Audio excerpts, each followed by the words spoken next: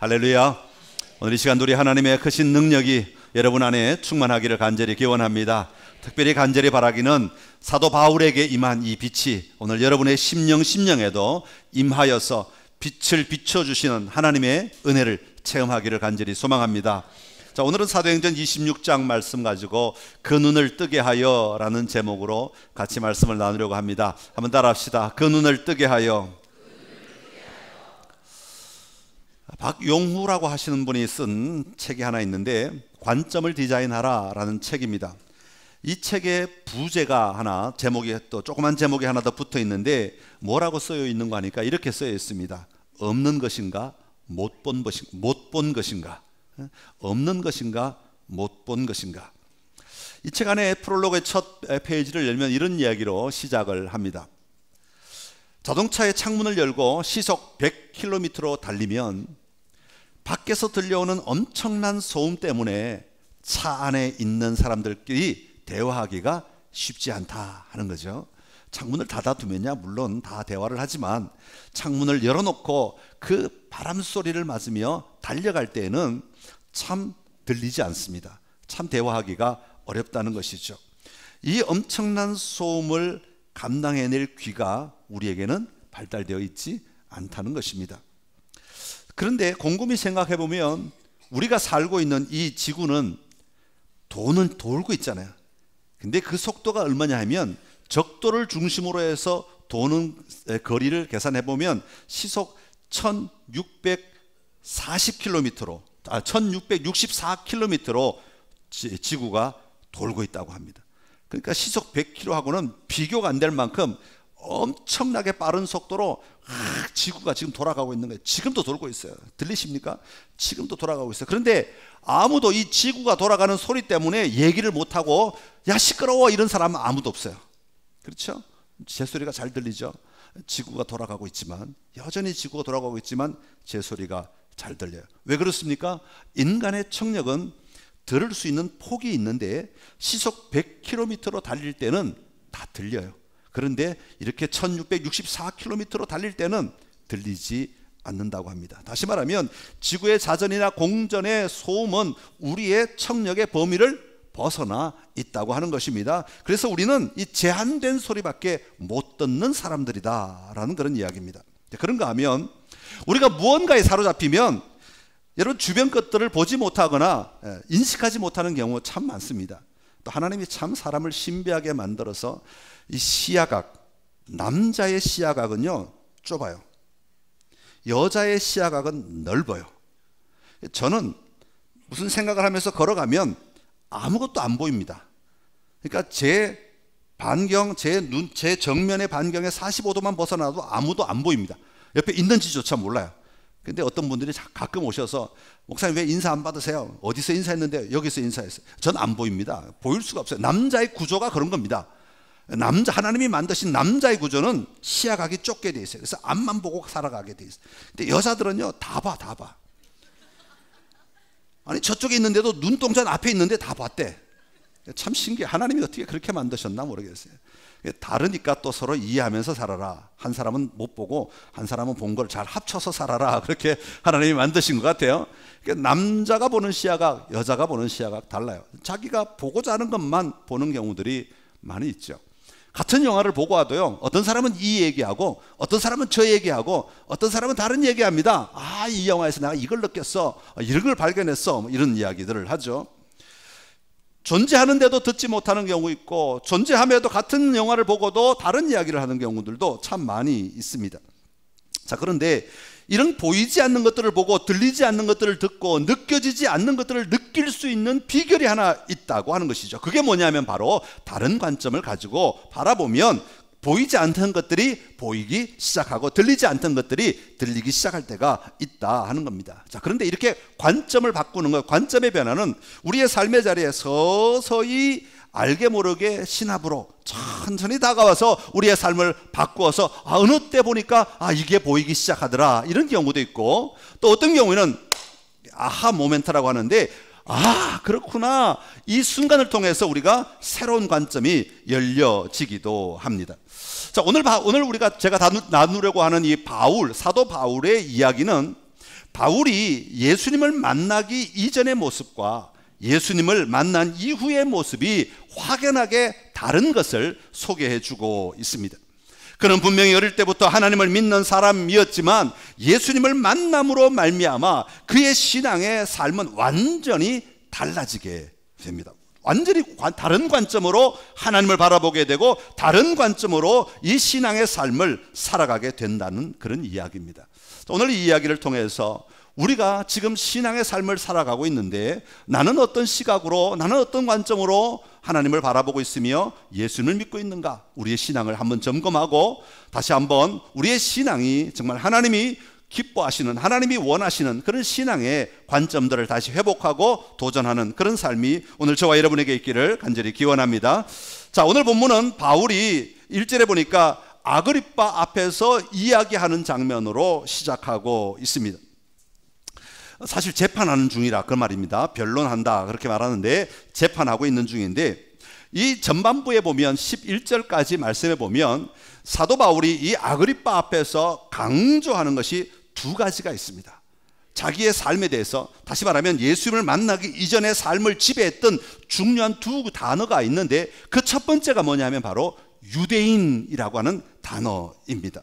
3절에 보니까 이렇게 말합니다. 특히 당신이 유대인의 모든 풍속과 풍속과 문제를 아심이니이다 그렇게 말하고 있습니다. 자, 아그리빠가 유대인이기 때문에 이해하는 사람들이다 라는 것을 이야기합니다. 원래는 이 사도 바울이 아그리빠에게 먼저 재판을 받지 않고 베스도 총독에게, 로마 총독에게 데려가집니다. 25장에 보면. 그런데 이 베스도는 로마 총독이기 때문에 유대인이 아니라서 이 유대인을 이해하는데 좀 어렵다. 그래서 누구에게 보내냐면 바로 이 헤롯 왕 아그리빠에게 보내게 된 겁니다. 그래서 오늘 26장의 재판이 아그리빠 앞에서 펼쳐지게 되는데 그 아그리빠 앞에서 사도 바울이 자기 자신을 이야기할 때 유대인 앞에서 모든 이야기들을 할 수 있어서 당신이 나를 참 잘 이해하겠다 그런 의도를 가지고 이야기하고 있는 겁니다.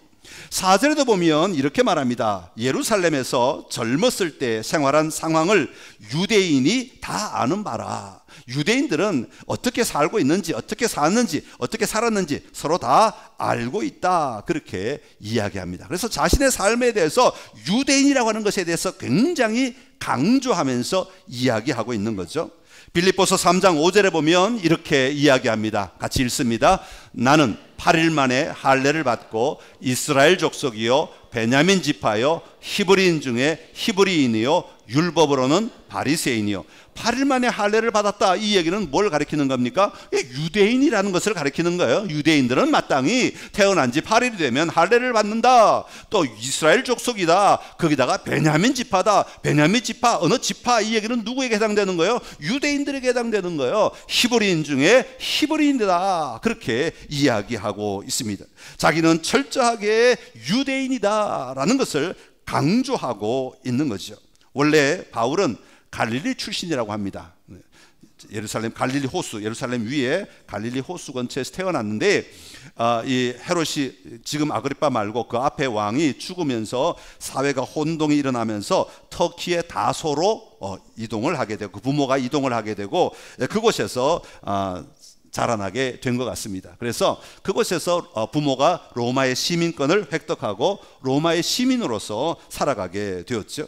그런데 이 사도 바울은 부모가 로마의 시민이었기 때문에 자기도 로마의 시민이 되었지만 그러나 그는 로마의 시민권만 주장한 사람이 아니라 철저하게 유대인으로서 살았다. 이것을 굉장히 자부심으로 강조하면서 살아왔던 것이죠. 그래서 그 유대인의 강조를 하기 위해서 율법을 지켰다라는 말을 계속해서 반복하고 있습니다. 사도 바울은 예수님을 만나기 전 자신의 신앙의 모습을 이렇게 한마디로 요약합니다. 갈라디아서 1장 14절의 말씀인데요. 같이 읽겠습니다. 내가 내 동족 중 여러 연갑자보다 유대교를 지나치게 믿어 내 조상의 전통에 대하여 더욱 열심히 있었으나 그렇게 말합니다. 자, 자기가 얼마나 유대교에 심취한 사람이었는가 하면 다른 사람들보다 유대교를 지나치게 믿었대요. 지나치게 믿었다는 말은 유대교를 더 많이 연구했다 이런 게 아니라 신앙이 끌고 가는 그 자리까지 나아가는 것뿐만 아니라 자기 개인의 열심을 더하여서 자기의 의를 더하여서 자기의 생각을 더하여서 이렇게 하면 하나님이 더 기뻐할 거다고 하는 그런 생각을 가지고 더 많은 일들을 했다, 그런 의미를 가지고 있는 겁니다. 그러니까 성경이 정하는, 율법이 정하는 행위 이외에도 더 많은 열심을 가지고 자기 나름대로 자기 생각대로 율법 플러스 자기 생각을 가지고 열심히 일을 했다, 그런 이야기이죠. 그래서 조상의 전통에 대하여 더욱 열심히 있었다, 그렇게 말하고 있는 겁니다. 다시 말하면 종교적 열정이 더해갈 때 인간적 성취의 요소가 더 강하게 나타났다는 것을 말하고 있습니다. 여러분, 참된 신앙은 어떤 겁니까? 참된 신앙은 그 신앙으로 말미암아 우리가 하나님께 더 가까이 나아가고 더 깊은 자리에 나아가서 마침내 하나님께 사로잡히는 것을 이야기합니다. 다시 말하면 우리의 신앙은 하나님께 전진하여서 하나님의 품 안에 머무는 것, 하나님과 함께 살아가는 것, 하나님의 품 안에서 함께 누리는 것, 하나님이 주시는 모든 것들을 함께 누리는 것, 이것이 우리의 종착역이라고 말할 수 있습니다. 그런데 지금은 사도 바울은 하나님께로만 나아가는 것뿐만 아니라 거기다가 자기의 열심을 더해서 다른 사람들보다 지나치게 많은 일들을 행하며 꾸미며 살아가게 되었다 하는 것이죠. 자, 여러분, 이런 일들은요, 사실 하나님 앞에 우리가 이렇게 행동할 때, 이렇게 반응할 때 정말 하나님의 나라가 그 사람의 삶의 자리에 임하는가 하면 또 때로는 너무 자기의 것을 주장하면 오히려 반대 현상이 나타날 때가 있습니다. 뭐 예를 들어서 길거리 전도를 우리가 할 때 전도지를 가지고 전도를 하다 보면 처음에는 정말 밝은 미소를 가지고 선한 마음을 가지고 전도를 합니다. 그런데 사람의 욕심이란 게 있잖아요. 내가 전도지를 200장 들고 나갔으면 내가 어떻게든 200장을 다 사람들에게 나눠주리라, 그렇게 생각을 하고 나가죠. 그래서 한 장씩 나눠주면서 처음에는 다 웃으면서 예수 믿으세요, 예수 믿으면 좋아요, 천국 가세요, 뭐 이러면서 전도지를 나눠주지만 전도지를 받는 사람들이 다 감사합니다, 고맙습니다, 참 귀한 일 하시네, 이럽니까? 절대로 그렇지 않죠. 받아서 버리고, 받아서 꾸기고, 그냥 휴지통에 바로 집어넣거나 땅에 밟아서 땅에 버려서 발로 밟거나, 아니면 심지어 욕을 하는 사람이 있기도 하고, 자, 비난하는 사람도 있기도 하고, 뭐 다양한 사람들이 일어납니다. 그러면 이 마음이 정말로 변하지 않고 얼굴이 변하지 않고 끝까지 일을 감당해야 되는데 이제 내 열심이 막 올라오는 거야. 도끼가 올라가지고 얼굴이 울그락불그락해지면서 이거 받아가요, 받아가, 이거 받으시란 말이에요, 막 이러면서 소리를 질러가면서 이제 막 그 열정이 과해지는 경우, 여러분, 이런 경우에는요, 이게 복음을 전하러 나간 자리에서 오히려 복음이 전해지는 것이 아니라 오히려 복음을 방해하는 그런 일들이 일어나게 된다는 거예요. 이게 사도 바울의 유대인이라고 하는 말의 의미입니다. 유대인이라고 하는 말의 의미는요, 선민이라는 뜻이 담겨 있잖아요. 나는 택한 백성이야, 나는 하나님이 선택하신 백성이야, 그런 자부심을 가지고 과하게 하나님의 일을 하며 살았다 하는 것입니다. 또 하나 사도 바울이 강조하는 단어가 있는데 그것은 뭐냐면 두 번째로 바리새인이라고 하는 단어입니다.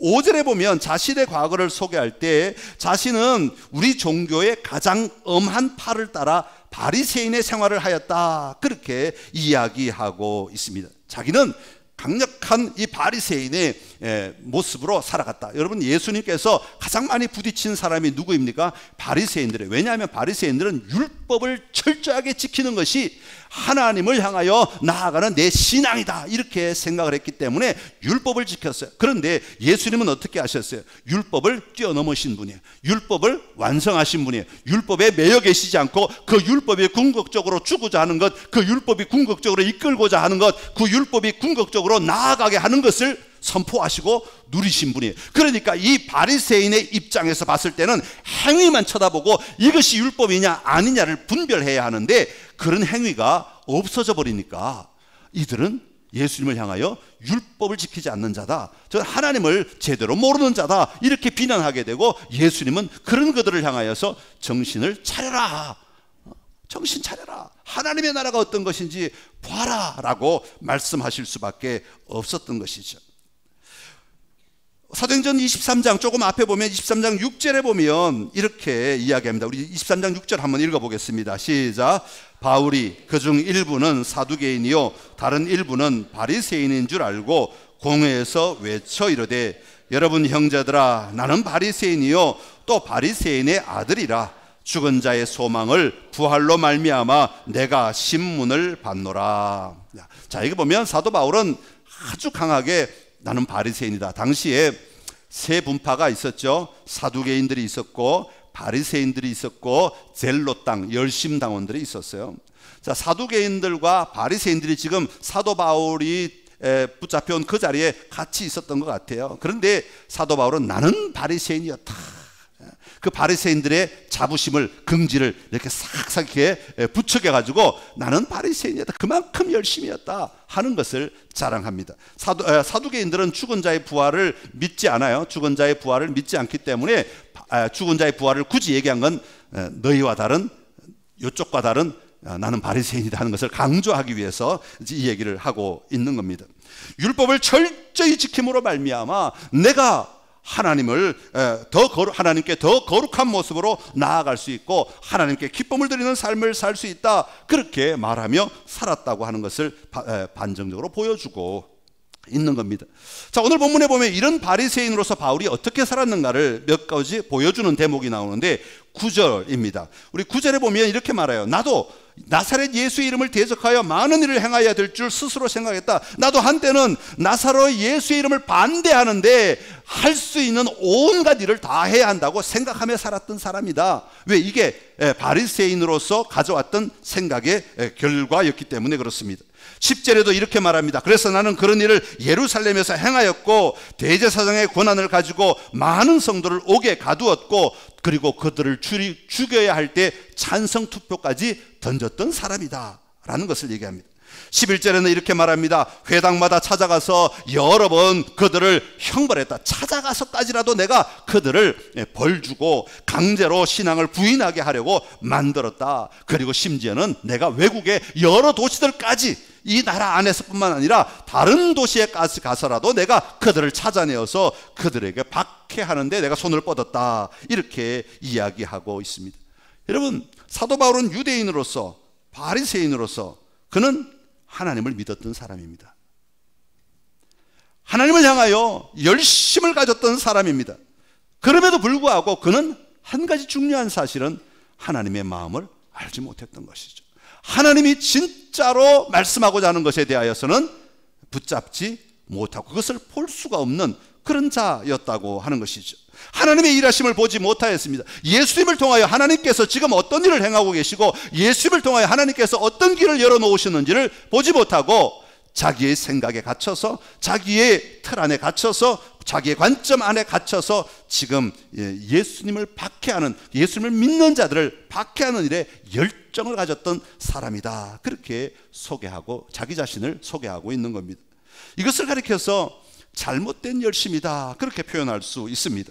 열성적으로 일하기는 하지만 그 일을 통하여 하나님의 뜻이 드러나거나 그 일을 통하여서 많은 사람들이 하나님 앞에 나오도록 돕는 일이 아니라 오히려 자기의 생각, 자기 고집에 갇혀 있음으로 말미암아, 다시 말하면 유대인이라고 하는 시각과 바리새인이라고 하는 시각에 머물러 있음으로 말미암아 하나님이 그것을 뛰어넘어 일하시는 것들을 전혀 듣지 못하고 전혀 보지 못하고 전혀 알지 못하는 그런 가두어진 삶을 살아가게 되었다는 것을 지금 사도 바울이 고백하고 있는 겁니다. 사랑하는 성도 여러분, 여러분의 신앙은 어떤 것을 기반으로, 어떤 신앙을 기반으로 오늘 여러분의 신앙의 삶을 살아가고 있습니까?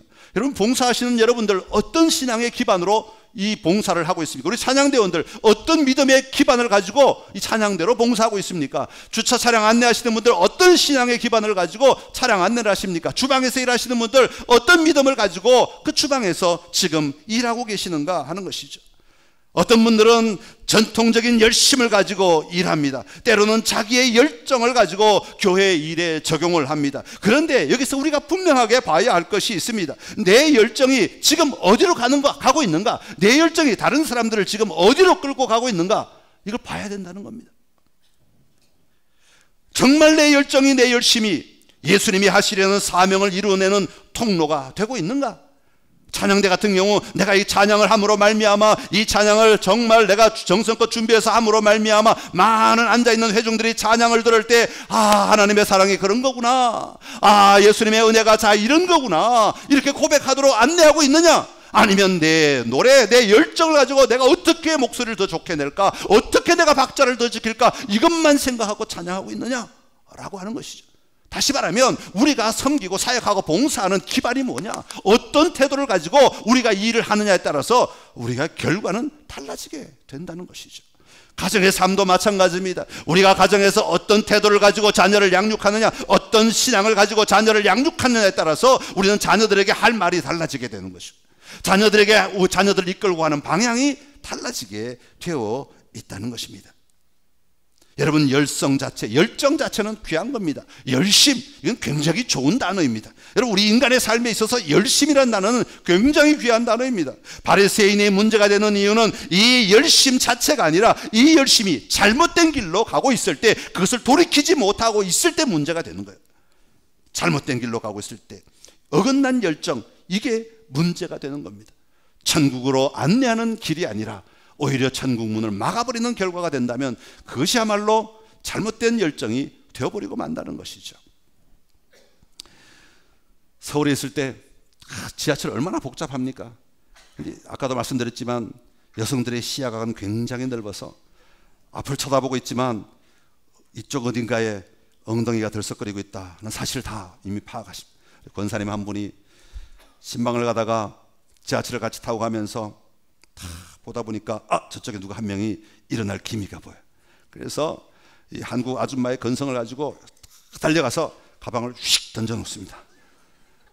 여기까지는 좋아요. 근데 그 다음에 하는 말이 있습니다. 목사님, 여기 자리 났어요. 그 열심은 너무 좋아요. 그 열정은 너무 좋아요. 목사를 섬기겠다는, 목사로 하여금 편하게 앉게 하겠다는, 목사를 대접하겠다는 그 열정은 너무 좋은데 그 창피함은 누구의 몫이란 말입니까?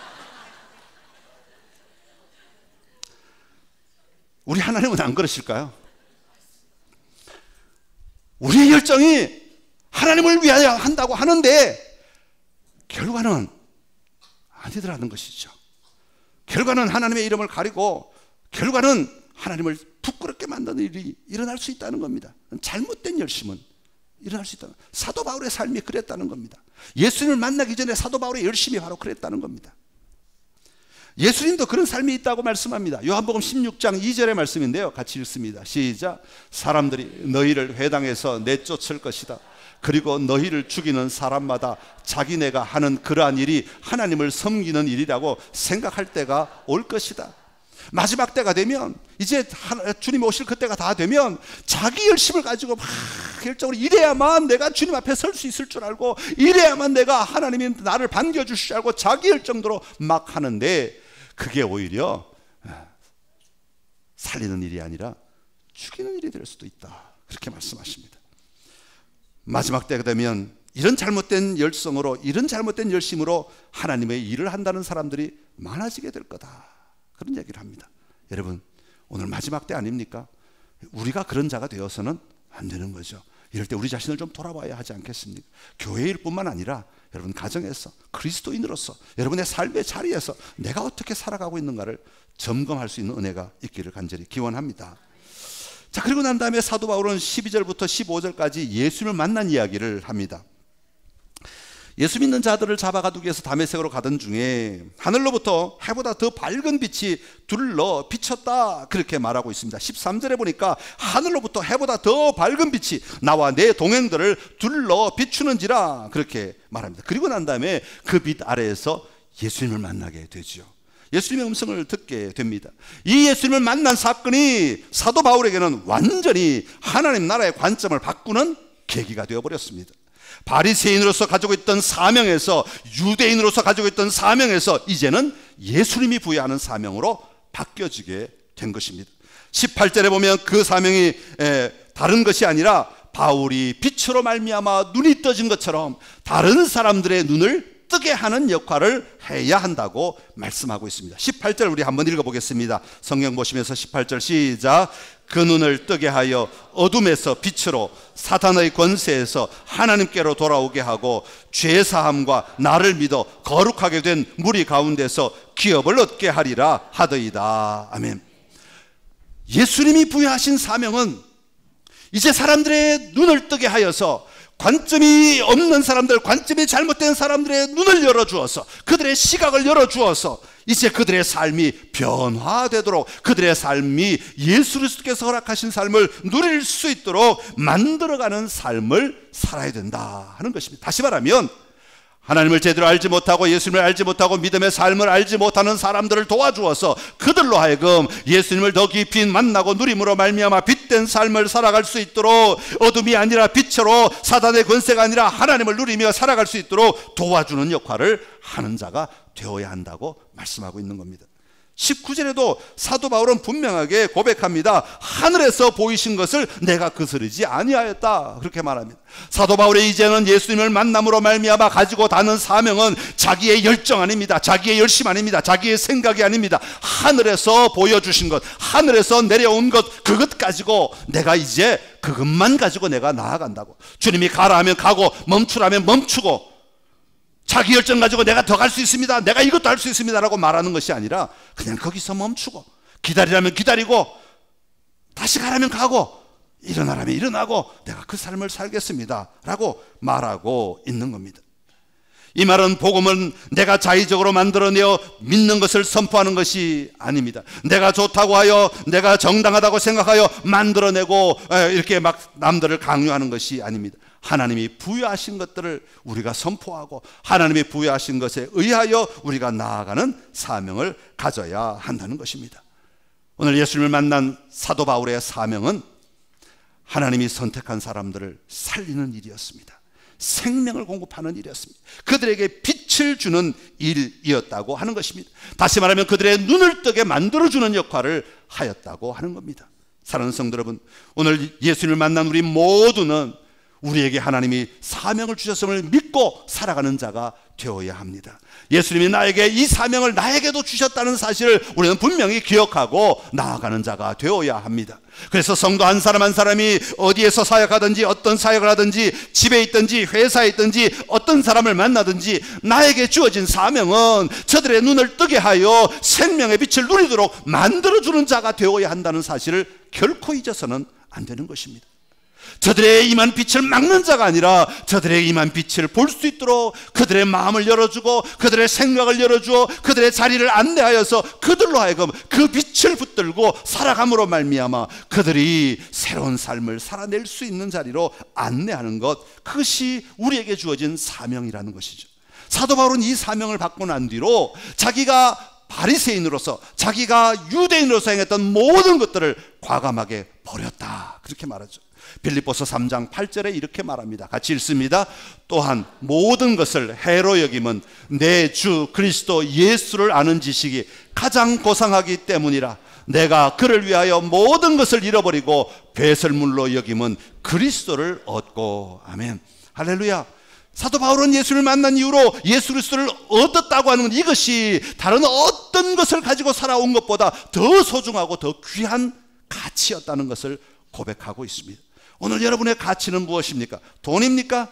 여러분의 명예입니까? 여러분의 권력입니까? 여러분, 오늘 우리의 가치는 예수 그리스도이십니다. 우리는 오늘 예수 그리스도 때문에 살아난 자이고 예수 그리스도 때문에 살아가고 있는 자들이고 예수 그리스도 때문에 살아갈 사람들입니다. 그러기에 우리의 가치는 예수 그리스도, 부활하신 예수 그리스도이십니다. 여러분이 예수 그리스도를 온전히 붙잡고 나아가는 은혜가 있게 되기를 간절히 기원합니다. 이런 자들에게 주어진 사명은 빛을 전하는 거예요. 20절에도 21절에도 계속하여 사람들을 회개하게 하고 하나님께로 돌아오게 해야 한다, 회개에 합당한 일을 해야 한다, 그렇게 말하고 있습니다. 이스라엘과 이방인들에게 빛을 전해야 한다, 그렇게 말씀하고 있습니다. 사랑하는 성도 여러분, 오늘 여러분의 삶의 가치를 다시 한번 회복하십시오. 여러분, 다시 한번 우리의 삶의 의미들을 회복하십시오. 내가 존재하는 이유를 다시 한번 회복하십시오. 여러분의 봉사나 여러분의 섬김이나 여러분의 헌신의 이유를 다시 한번 회복하시기를 바랍니다. 그래서 교회 들어오면 섬기는 사람들로 말미암아 예수님의 사랑을 발견하고 예수님의 은혜를 다시 한번 회복하고 예배의 자리에 들어가 다시 한번 하나님을 누리며 나아가는 놀라운 삶이 오늘 우리 안에 일어나야 하지 않겠습니까? 섬기는 자들의 태도는 감사함으로, 그래서 기쁨으로, 그래서 소명이기 때문에 즐거움으로 정말 신나는 마음으로 일을 감당해야 하는 것입니다.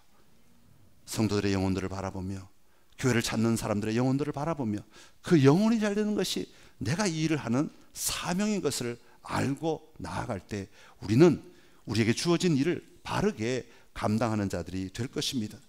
그러기에 우리 찬양대원들, 우리 제가 눈앞에 있으니까 제일 먼저 얘기하는 겁니다.